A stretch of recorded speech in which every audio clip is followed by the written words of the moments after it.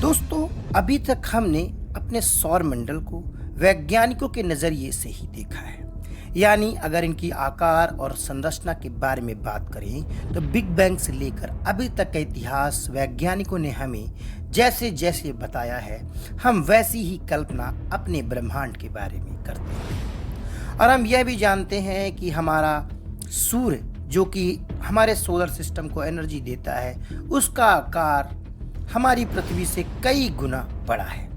लेकिन हाल के वैज्ञानिक शोध ने इस दावे को झुठला दिया है। हाल ही के रिसर्च में दो वैज्ञानिकों ने ऐसा दावा किया है कि सूर्य का आकार हमारी सोच से आंशिक रूप से छोटा है।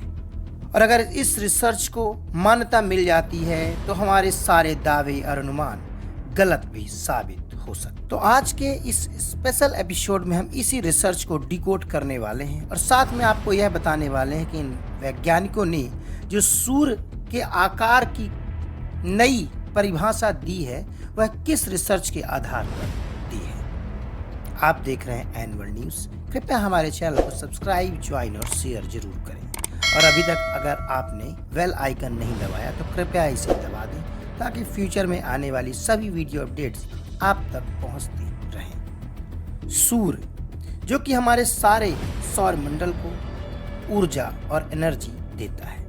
माना जाता है कि सूर्य ही हमारे सोलर सिस्टम का केंद्र बिंदु है और उसी की वजह से सारा सौर मंडल जगमग जगमगाता रहता है और उसका आकार हमारी पृथ्वी की तुलना में कई गुना बड़ा है।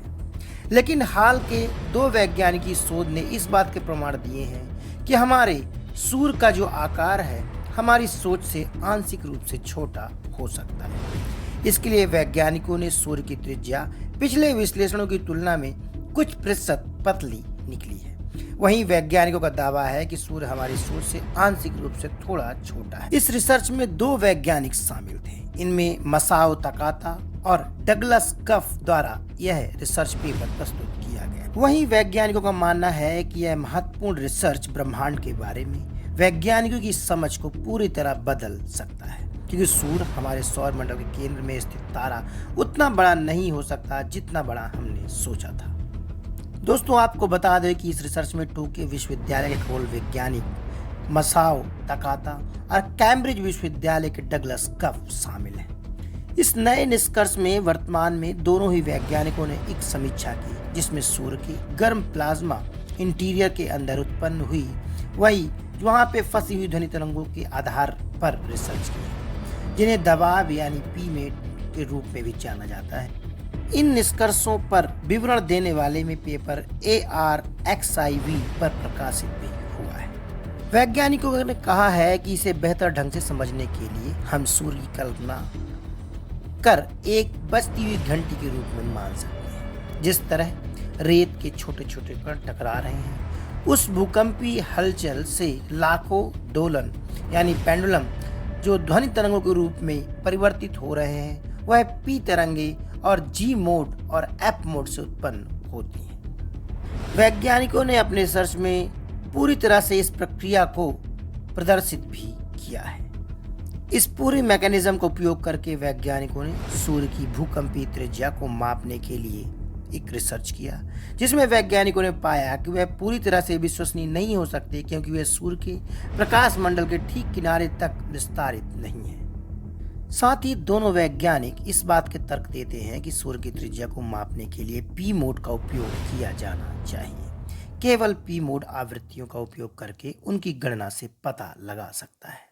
वहीं सौर फोटोस्फेरिक त्रिज्या मापन और सौर मंडल की तुलना में बहुत थोड़ा सा छोटा है। साथ ही वैज्ञानिकों ने इस रिसर्च पेपर में एक अलग तरह से ही इसको परिभाषित किया है। उन्होंने बताया कि गतिशील रूप से अधिक मजबूत भूकंपीय त्रिज्या अर्थात पी मोड आवृत्तियों से निर्धारित पर वैज्ञानिक विचार केंद्रित करते हैं। साथ ही वैज्ञानिकों का निष्कर्ष यह है कि हमारी अभी तक की कल्पना के आधार पर सूर्य का आकार जितना बड़ा हम मान रहे थे उतना नहीं है, यानी वह आंशिक रूप से उस आकार से काल्पनिक आकार से छोटा है। और यह रिसर्च आने वाले दिनों में एक पाथ ब्रेकिंग रिसर्च के रूप में भी जानी जा सकती है।